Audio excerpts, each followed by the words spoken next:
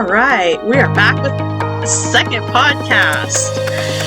So, today we're going to be speaking about the masculine, the feminine, and the inner child. And we're going to be talking about physical as well as energetic and what it looks like. So, welcome, Ryan. Thanks for coming back. Yeah, honestly, there's no way I would have missed this, but oh my gosh. I just want to say right off the bat, this episode is going to be absolutely packed. So, I think I just want to reiterate this because it's so important. But if you're having any difficulties understanding what we're saying, if you feel like you need to get a basis on some of the concepts, just feel it in your spirit. I think that's what I want to say right now. Just feel it in your spirit. Allow it to nourish you, and just have fun. We're going to have fun speaking about all these things about polarity, the dynamics between the masculine and the feminine, the inner child, and just allow yourself to just sink into the wonderful things that we're going to be speaking about. But yeah, of course, gosh, so happy to be here. As always, I don't think that even needs to be said because it's like, of course, we're speaking about all these important things, and we're bringing every single one of you along for the ride. So yeah, back to you, Felix. Back to you. Hi. So, do you want to start on the questions, or do you want me to start? You know what? Let's change it up a little bit. I want to ask you the question first, and then I can follow up. Okay. You know what? Let's change it up. Yes. I think it just starts with this. First of all, how do you define masculine energy? How do you define feminine energy? And then, what link is the inner child to the masculine and the feminine? Do you feel like there is a link? Do you feel like it's just another part of ourselves? Just give us a rundown of really the definitions and basics of all of those things. Yeah. Okay, so I'm going to start off with kind of like the physical, like in the 3D, our physical bodies. And where I'm going to start is with the distorted version, so that way people can understand. And then we're going to move into the actual version that we have learned about. So distorted version, for me personally, women were taught rugged men, like bulky men that worked out, because they represent like a protector mode, that most women need or don't have in some way, shape, or form. And so that's like kind of the distorted version, is to go for looks versus looking within the person. Interesting. Okay? Now, if you're looking on the more spiritual side of it, and energy-wise, it's the real masculine is not this really rugged, chiseled type of person. They're a soft person. They're soft-hearted. They are just like holding that space for the feminine. Okay. So now when you're looking at the 3D feminine aspect, most men were taught physicality, like how hot is she, Sure. Yeah, I'm pretty sure that you've run into a lot of people like that too. Being a guy, so you can bring some of that perspective in too, and share with us your thoughts and whatnot on that. But then looking at it from the spiritual side, the feminine is actually the one that normally connects to higher realms. Like, she's a lot more connected to God, to source energy, and she brings that into the masculine.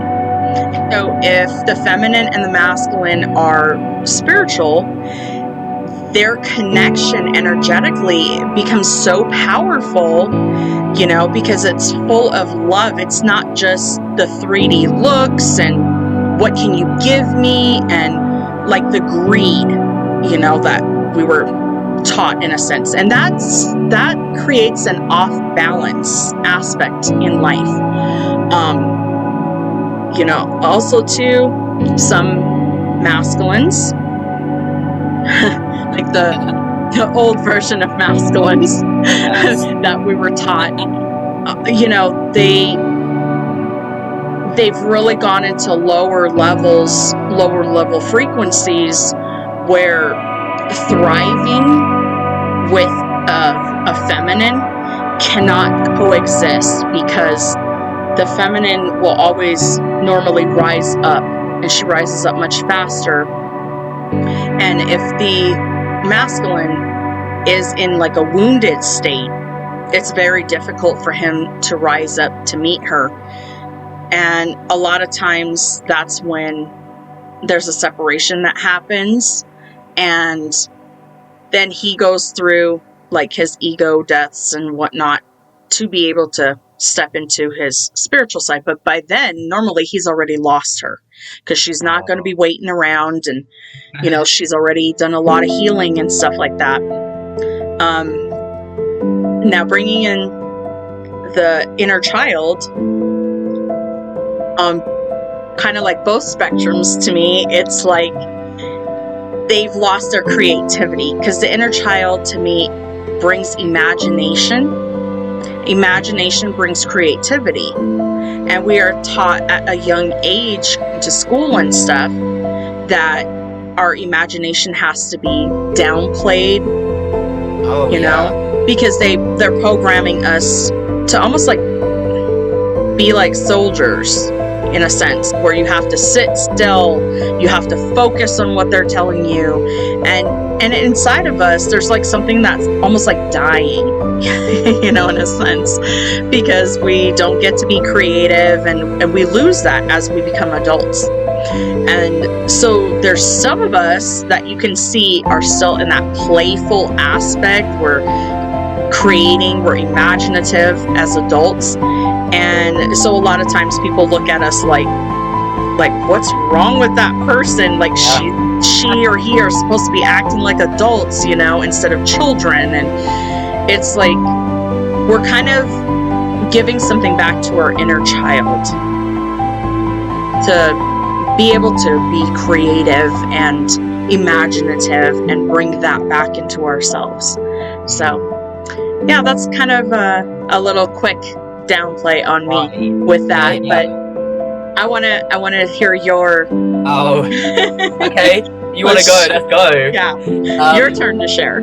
I think I just want to ask you like some additional follow-ups, because I feel like there is so much that you said, and I feel like I really want to get the most I can out of it. So at least from the way you're describing it, it almost sounds like there's the masculine, there's the feminine, and then the intersection of both of those, because they're both equal and opposite forces, is almost like the inner child. They almost swaddle and protect the inner child, and that's the part, like almost the essence, the part of ourselves that is like the light, the life, kind of the part of ourselves that just lights up a room and is curious and playful and creative. And of course it all seems like the combination of the masculine and the femininity, it breeds more of the inner child. It is honestly what feeds us. And I think my follow-up to you is, oftentimes we're faced with a reality that a lot of people are not sure about how the feminine and the masculinity within them can be harmonized, how they can be, utilized. What do you feel like is the, perfect sort of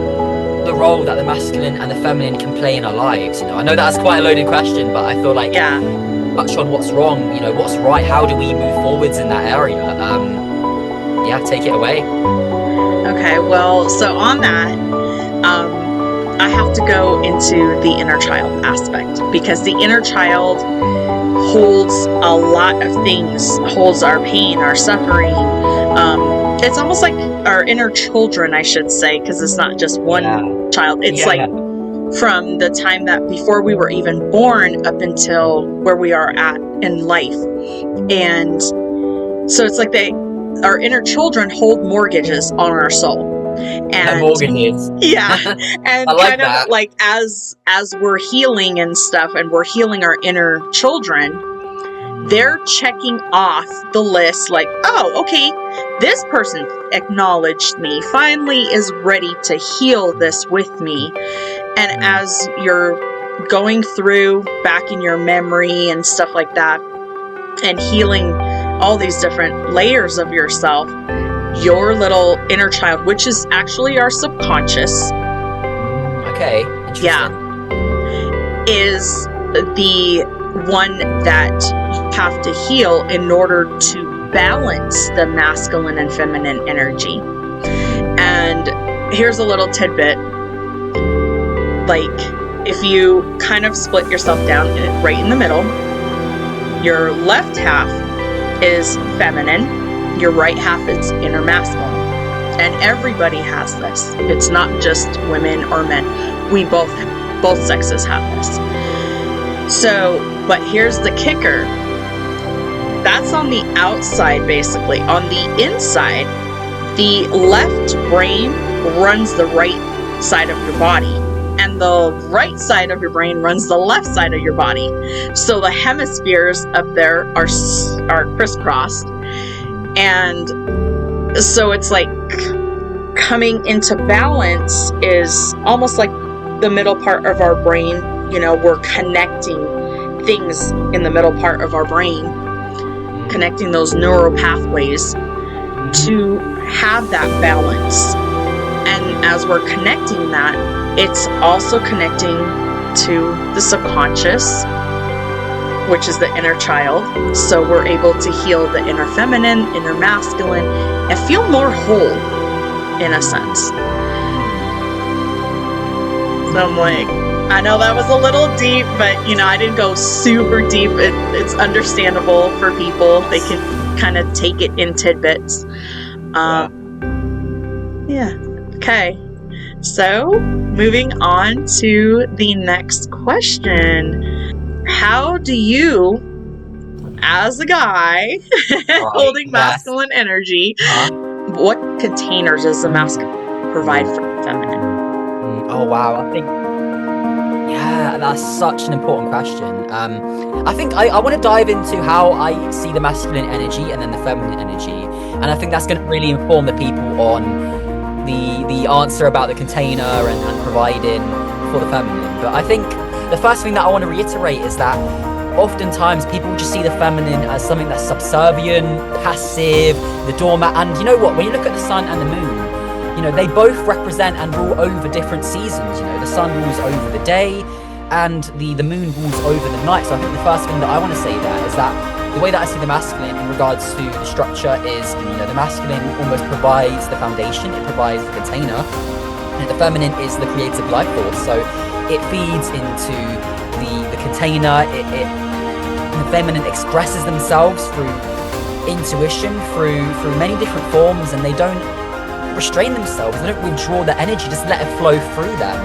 and that fills and gives life to the container. And you know what, I want to go even further. I even think that the inner child is the part that's being protected. And you know, of course, we very much know that when the masculine and the feminine come together, even in terms of the physical sense, you know, what happens? You procreate and you create a child, and it's something beautiful. And I feel like, you know, women are given that beautiful chance to shine and really birth and give life to their child. And I think that someone who is in the masculine is someone who's not afraid to give love. I think oftentimes as well it's misconstrued that the masculine, like kind of what you were saying before about someone who's rugged, someone who's just like rural and kind of just like they want to fight, they want to protect their woman. And I think a man who is unafraid to love their woman and unafraid to love other people and protect them is someone who bears their heart, because they know that it's powerful. They're not afraid to bear the heart, because I think that they recognize that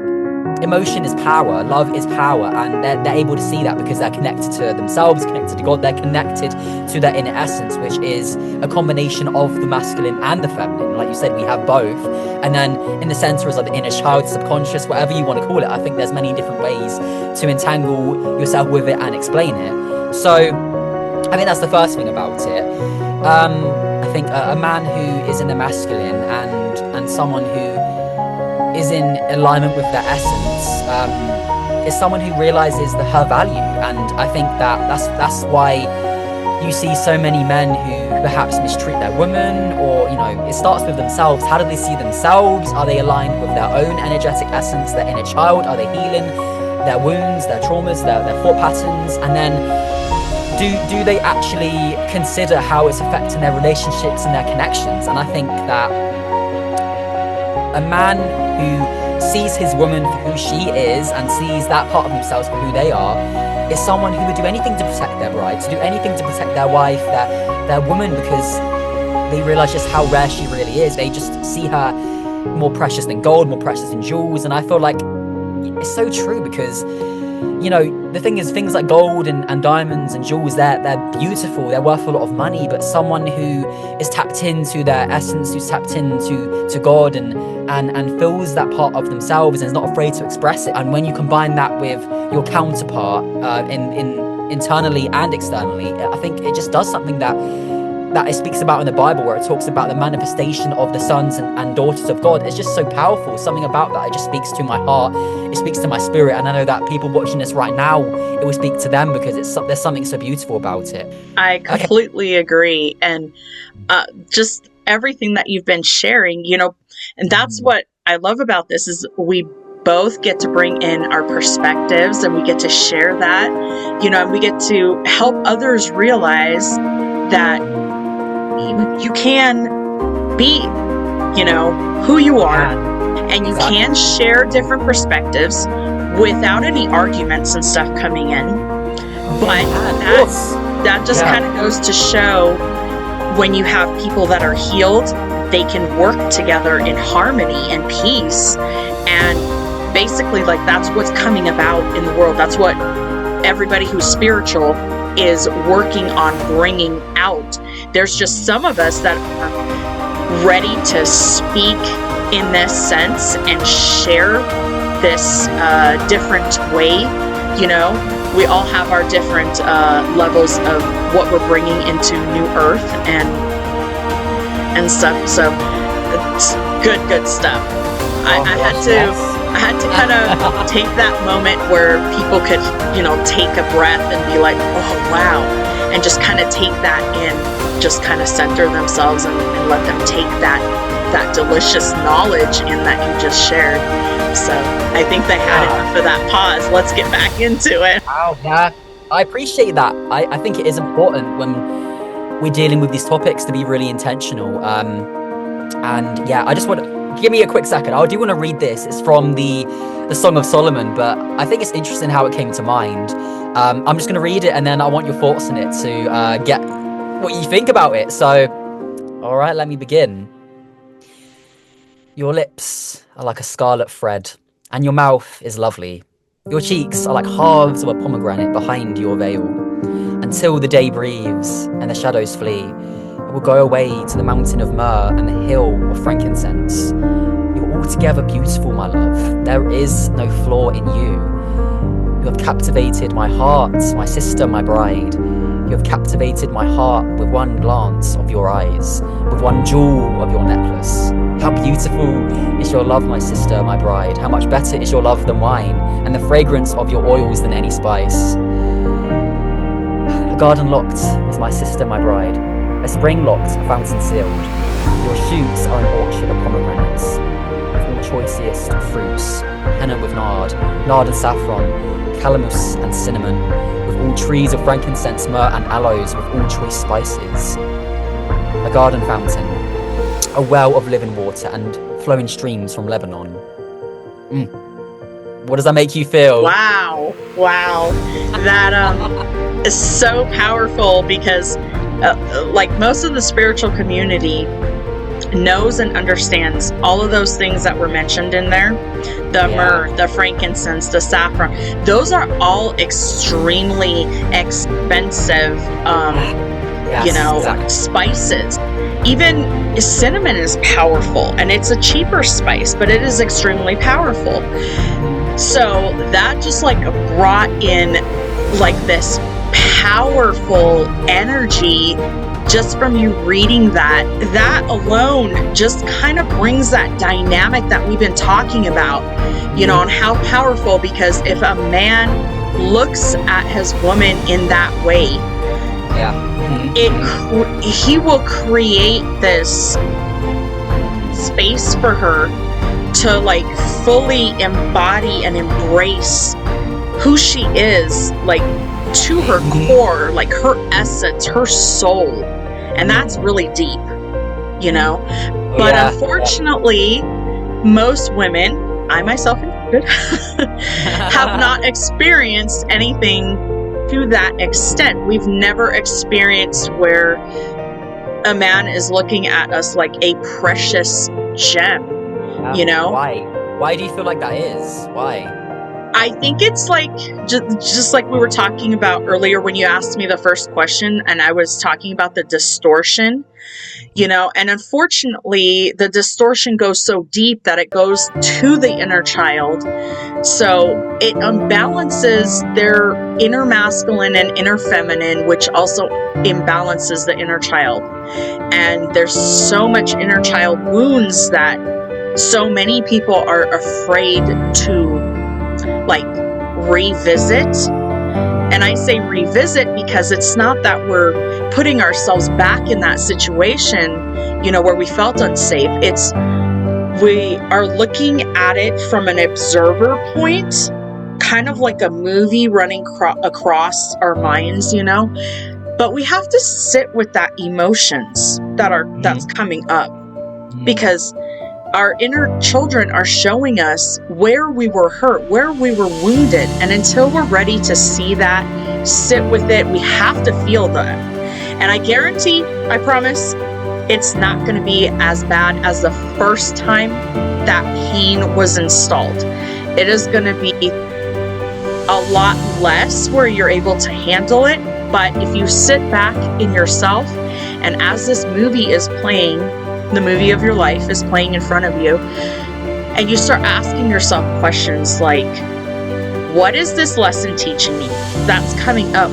What did I learn from it? You're going to get the answer internally, or it could even be externally, like you decide, oh, you know what, I'm going to jump on my YouTube, or I'm going to jump on Facebook or Instagram or any of the social media platforms, and all of a sudden you see this answer. That's an answer from higher powers, you know, to answer your question. And sometimes you can't get that download within yourself, so they're showing it through different aspects. So that way, know that you're on your path, you know that you're the right direction for healing, and you stop not only hurting yourself, but the people that you love and care about that are around you.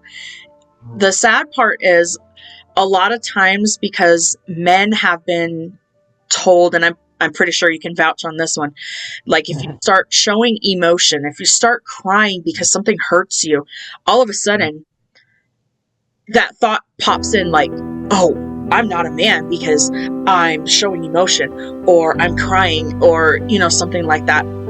Or you've been made fun of or told, hey, stop crying. And that just puts more wounds in on you when you don't have that support. And it's sadly because our parents, you know, were so abused and stuff like that, and things happen to them, that they're bringing that down into the younger generations, causing more pain and suffering to like be passed through the generational lines. And that's what I've been working on with my kids, is breaking that stuff. But it's also helping with other connections that I have with like my sister and, you know, some other family members. But it's like we've got to see past that. And when those negative thoughts enter us, when it enters my mind, because it still does periodically, not as often, the first thing I ask myself is, where is this coming from? Then the second question is this energy mine? And normally those questions are like, it's not coming from me. People can project things onto you. And I'm not sure if we want to get into that right now, or if we want to kind of take that down the road a bit, but because that is a little bit deeper. So I think we'll kind of wait on that one, take that one down the road. But it just kind of feeds into some tidbits here where we emphasize, please go do your own research. Don't just take our word. This is just our experience and our knowledge that we're sharing, and that's all it is. We're just sharing information, but we do not expect you to take it, just take everything that we say as proof, whatnot. We want you to go do your own research. And, if you find anything out, please share. If you find anything out that we haven't spoken about, we love more feedback. Wow, okay, I just want to add something that came to mind as you were speaking, and you know what, it just felt like a revelation, so I want to share it with you and with everyone else. But it's funny to me how, I've kind of spoken on this a little bit already, but in cultures, they the masculine was represented by the sun, we know that, and the moon is represented by the feminine. And as you were speaking about how, men are basically told to shut up and to kind of move forwards and not to feel emotion, the way that I think about the masculine, the way that you think about it as well, is we've been taught, especially as a man, I can speak on this, we've been taught that creativity is for girls, that you have to, just engage in sports, you have to be go, go, go, go, go. And the downside of that is that men are taught to run away from their problems, they're taught to run away from themselves and not to go within and heal those parts of themselves or to seek that connection with God. And I think that has been a purposeful thing that people have done in, whether it's some sort of shadowy organization or, something that is in the background trying to prevent people from connecting to themselves. But yeah, I just wanted to add that point in because it felt really important that, yes, the sun does represent the masculine and it is all about being, moving forwards, directing and building and things like that. But it's also about providing comfort and warmth. And I think that part of that revelation for me is also about love and not withholding your heart, not being afraid to be compassionate. And I think that if we redefine that for, the women and the men out here, they're going to understand that it's masculine not to withhold that love of yours from the people around you. Actually, it's masculine to do that, and you're going to feel more masculine and like you're protecting the people around you, and you're going to feel more secure in yourself as a result as well. So I just wanted to add that bit in there and see what you think. I completely agree with that, and as you were speaking, something popped back in my head. I've seen this a few times, and I was like, oh, this is really good. So it's there are cultures outside of the United States, because I know this is going to reach a lot of people all over the world. There's cultures outside of the United States that they see how magical, we'll say, the feminine energy is and how sacred it is, and what came to mind was a saying that if you give a woman something, could be something small, she takes that, and when she gives it back with so much love and so much energy because she's putting that in to give back. So yes, a man can sleep with a woman, he can give her his seed, and that seed is so small, but what does she create with that? She creates a baby in her body, and she gives that man that creation back. And when she is loved right, that man can go from being the poorest man to the richest man, where everybody is looking at him and they are jealous of him because they're like, I want that. I want what he has. I want what and women will look at her and be like, oh, I want what she has. The problem with society is that we were taught, in a sense, well, if you don't have that, go get it. And when men and women come into that dynamic and they're trying to, women will try to go after that man, or men will try to go after that woman, if they don't see each other as sacred and that they have something beautiful and sacred together, that temptation is going to be an entry point for other people to come in. And when that happens, that whole dynamic just falls apart because one or both or neither are strong enough to withhold. And a lot of times, if it's one will start first and create like this negative thing happening, and it's just like once it hits the feminine, she starts to fall apart, because then here comes the negative thoughts of, oh, I'm not enough to make him happy, whatnot. It starts fracturing her to where she's not feeling whole, the not enough feeling, the I can't like give him what he wants, and it just really starts breaking her and fracturing her. And then as she's fracturing, she becomes, her inner masculine comes to the surface to protect her, because she's not getting that from her masculine. And then it creates this whole horribly ugly dynamic, and the fracture just keeps going down into the inner child. Yeah, sorry, I just got a thought as you were speaking, but I'm actually intrigued if like you would think of it like this or something else. But you know what you said about the inner masculine kind of taking over, and it's almost like it's taken over from the position that the masculine normally would. What do you feel like that does to a woman when she has to take over, that inner masculine within her has to take over? What do you feel like that does to a woman, and how does it play out? I can speak on a personal experience for that, because that's what happened to me. And so what happens is, when she has to suppress her feminine side and become her own masculine externally, she is all about action, because she has to provide her own stability, because that just came crashing down. She also, if there's children involved, she's taking on the role of the hard worker externally outside of the home. The hard worker who is mothering the children and trying to be a wife, a mother, just every aspect on that. Sorry, my puppies are, hopefully you guys can't hear that, but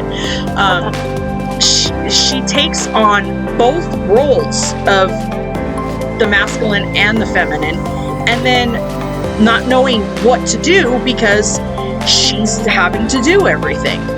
And in a sense, she's showing him like, I don't need you, which is making him feel horrible.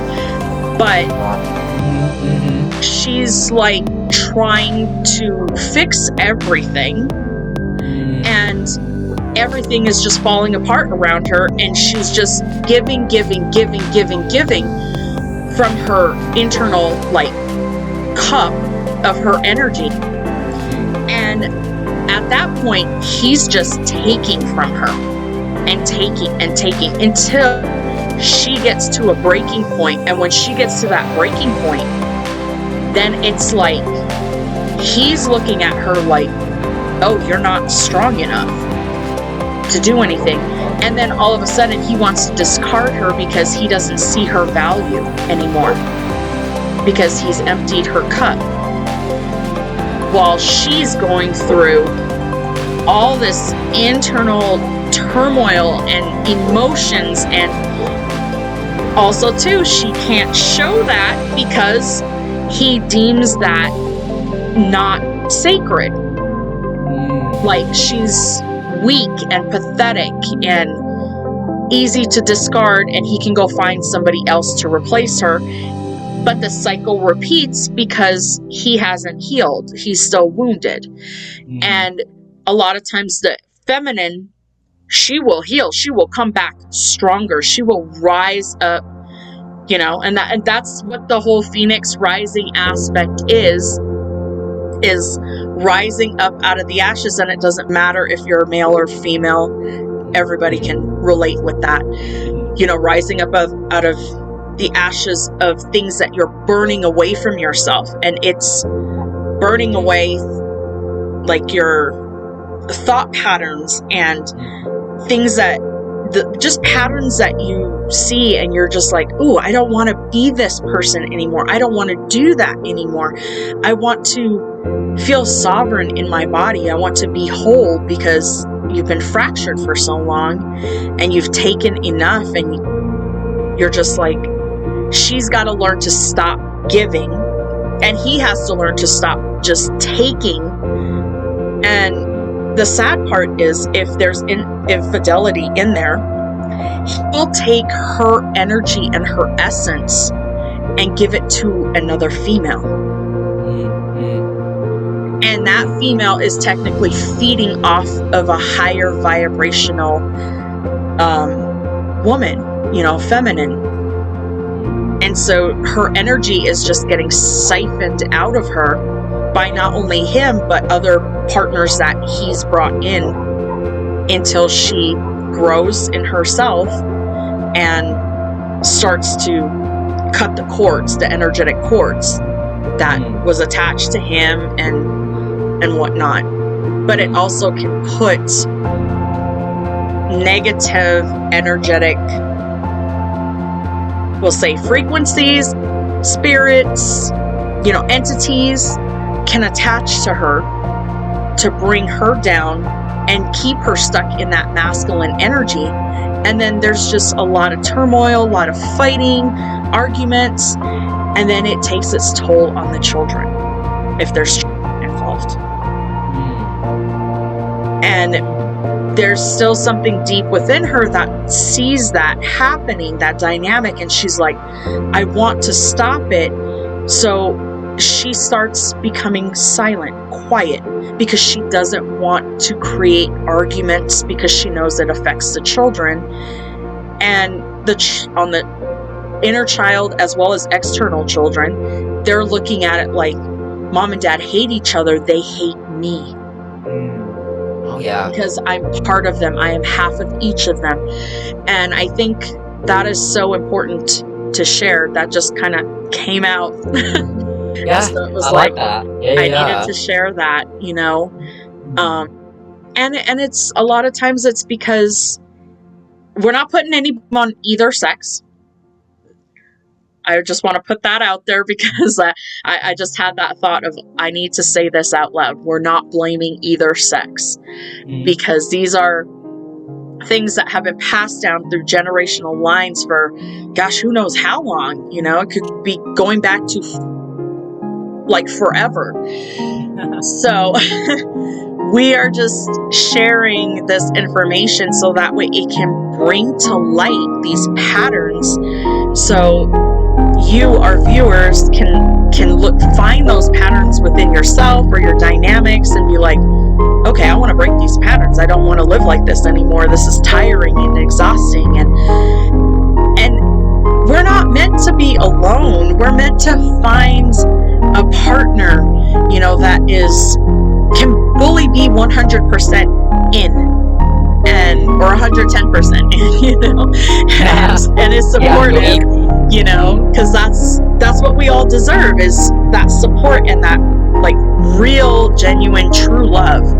And that comes in from source energy, God energy, you know, into both. And until you heal those patterns and those wounds internally, you will not find an external partner. You will keep attracting people to you that show you your wounds. And the dynamic will just keep repeating cycle after cycle until you get to see that and start breaking that. Wow. Yeah, I love that response. Yeah, is there anything that you want to ask me? And then I want to ask you another question. Oh, I know there was something else I wanted to say, but I kind of lost that thought. So hopefully it'll come back. No, Yeah. you're good. You're good. We'll bring it back. We'll bring it It was back. like both of these thoughts popped in my head, but I felt like I needed to share the first one, about like when a man gives a woman something, she will take that and she will make it bigger. She will grow it and give it back to him. And like, it's not just her energy, it's coming from God, because there's a sacred union there. Right. And so when you're connected, when you're equally yoked and connected in that way, then the magic really happens, and it's magic that's coming from source, from God, because hey, weren't we taught that we were created in the likeness of God? So why wouldn't we have some of that, like, powers and stuff? And looking back at Jesus Christ, he had that. And what did he say? You will do things greater than I have done. Interesting. Yes. So I mean, we've got that he was kind of like a magical being in a good way. There's good ways of having magic, there's bad ways of having magic, and it all depends on how you apply it. And that's something that we were taught, is that magic is bad. But we are magical, and we have to accept that. So anyway. I just love that you just went on this like revelation. It's not even a tangent, it's just like a revelation in general, right? Like, I feel like my mind's gonna be blown. And that's crazy, because I was just thinking before you said it that I just went on this little like amazing tangent, and then you it's like the scenic say route. that. It's like the scenic route. That's how I would define it. Yeah. It's like, wow, I love it. I know, so delicious. This is how me and Ryan converse all the time, and we go super deep. That's why we have to, like, when we're doing our podcast, we have to kind of energetically pull ourselves back a little bit, because we know that people that will be listening to this, you're on all different levels of healing, and we don't want to overload you at the time. So, yeah. Whew, okay, shake that off. Inner child coming through. She wants to play. So, moving on to the next question. How do you see the masculine and feminine roles? And I want to add a little bit of a two-parter on this. Okay, go on. We want to bring in the 3D aspect, but then we also want to bring in the more spiritual aspect of it too. So, okay, yes. Okay, wow, okay, that is quite a question. I think that in order for me to even begin to help people understand this, I want to talk about kind of archetypes and things like that. And I think that the way that I've begun to understand this is, one through, Jesus' teachings, like what you were saying before about the things that he did, and then also understanding what he was operating in. So he was operating from masculinity because he wasn't afraid to go for it and to speak the truth, but also, femininity as well. He wasn't afraid to show love and nurture and hug and to just bear himself to his disciples and to the people around him. So I think that's number 2. And I think, number 3, something else that really helped me grasp, it's almost like a blueprint of sorts. It's like, for the spiritual side, right, it's like there's the high priestess, which is like a woman who's receptive, intuitive. That's more the inner femininity, kind of tapped in, connected to God. And then the empress, that's more of the physical sense. When you think about an empress, she is beside her emperor. She loves him. She rules beside him, and they complement each other. That is both the spiritual aspect of things, where you're tapped in, and the physical aspect of things, where the woman is tapped into how to cultivate her finances, how to move forwards in the physical realm. And of course, that's just on her side as well. Of course, if you count into the fact that she harmonizes with her own inner masculine and connects to those other pieces of herself, then we've got a woman who is whole and cohesive and flowing with all those parts of herself. Now when you take into account the masculine, the spiritual and the physical side of that, you have a hierophant, so a man who's connected to truth, to more. It's more kind of the I guess apostolic kind of biblical sort of things, where it's more like a man of faith, nobility, honor, a man who is connected to God, like prayer and worship and things like that. And I'm not saying the woman doesn't do that as well, very much so, but it might look different for the man as it does for the woman. Maybe for the woman it's more about what she feels, what she senses, maybe visions, and maybe for the man it's more about sort of downloads he's getting, more sort of words, things like that. And it's going to look different for every single guy and woman out there. This is just one way of describing it, one blueprint, and it's okay to recognize that it can look different for you. And then when you look into the emperor, that's the man who oftentimes we have a very negative view when it concerns emperors. We think of conquerors, we think of sort of tyrannical figures with an iron grip who's just violence, and I think that is the shadow side of things. That's the man who is withholding his love. And remember, I think that if a man is withholding himself, then he is not healed with all those parts of himself. He's not whole, and I think that disempowers him. That's why he's acting in such capacity, because he's not healed and he doesn't recognize the value of his woman, of the masculine and the feminine. So kind of bringing it back into what I think the blueprint for that is, I think that when you put together the man who is powered in his spiritual side and his masculine and his more physical masculine side, and you have a woman who's empowered in her spiritual and her physical side, and you put that together, you have two counterparts, two equals, and they're spearheading this empire together. They're building something incredible. They're building something that people look at and wonder at and know that God is within that, and God's in that mission. And I think that this is something that we haven't really seen much of. Of course, we look back on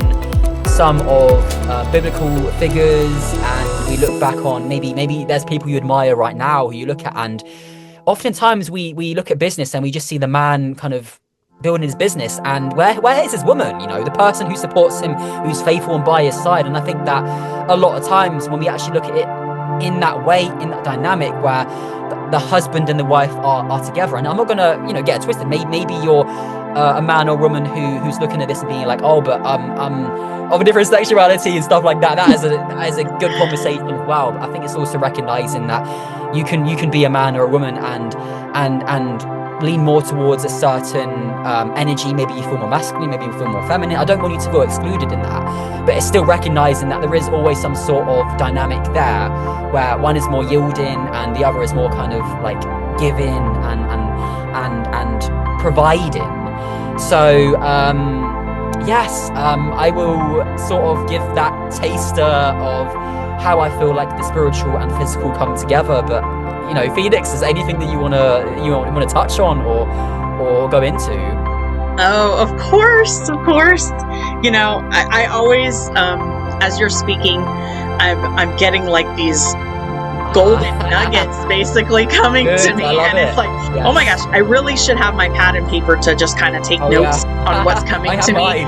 But so for me, it's like what I want to add in there to touch on what you were talking about is like, even though we're also discussing externally, spiritually, if a person, and it doesn't matter which sex, it could be either sex, is single, you can tap into either aspect of that because we have that within. So it's like, if you're a single person and you're tapping into your creativity to build your business and stuff like that, you're tapping into your inner child who's balancing out inner feminine, inner masculine. As you're taking those steps to build your business, you're tapped into your inner masculine, because inner masculines take action. Feminine also is tapped into like the intuition part, where you're bringing in to fruition the creativity that is coming to you. So it really doesn't matter what sex you are, because you have all three of these combinations within. And a lot of people only talk about inner masculine, inner feminine, but they leave the inner child out. And the inner child is like, excuse me, I want the attention too. Because that's how children are, right? They want attention from the parents. So it depends on which parent at that time the child is more being drawn to. Like if they feel that they want like that groundedness of the masculine, then they want dad. If they feel more of the nurturing, then they want their moms. You know, and so but you know, each parent can also provide that too. So single parents out there, you guys are amazing. Keep going. Don't quit. You know, just don't forget about the children. Give them that love and that security and let them know how important they are to you, because that's really important. That helps to not have so much of that fracturing going on. But it's just, my brain is just kind of like, because there's so much information in that. You know, and for me, it's like, I can see what you were talking about within myself at times, you know, like I'm kind of creating this business and you're helping me with this too. So it's like where I get stuck, that's when I'll reach out to you to get your insights, and we just share those beautiful ideas back and forth with each other. And a lot of times we're on the same creative aspect. We're thinking about the same thing, you know, and it's just we have two different perspectives on it. And so it's beautiful when we bring it together and create that dynamic of what we want to share with people and how important it is to get the information out there with them.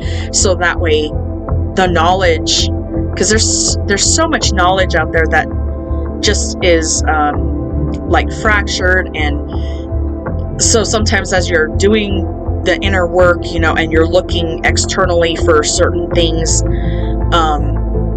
it's just kind of throwing you off, and internally you're just like, wait a minute, I'm listening to this and they're saying this, but I feel this. Whatever you're feeling inside, I'm going to say, follow that. Follow what your heart is, where it's guiding you, because that's connected to love, to security, you know, within yourself.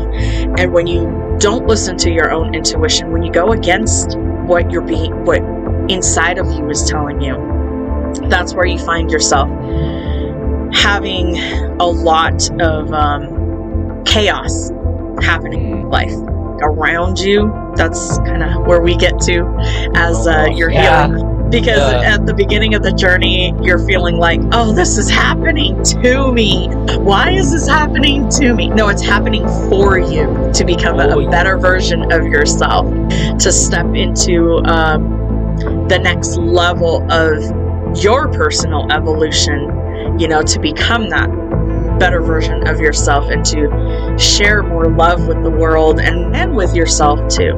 Yourself is first, because that's important. Bring that love into yourself first before you share it with anybody else. I'm just in awe over a lot of the things that you have shared, because I myself see things a lot that way too, you know, and especially as you're breaking down the archetypes and whatnot, I was resonating with a lot of that of like, oh yeah, I step into that mode every so often, you know.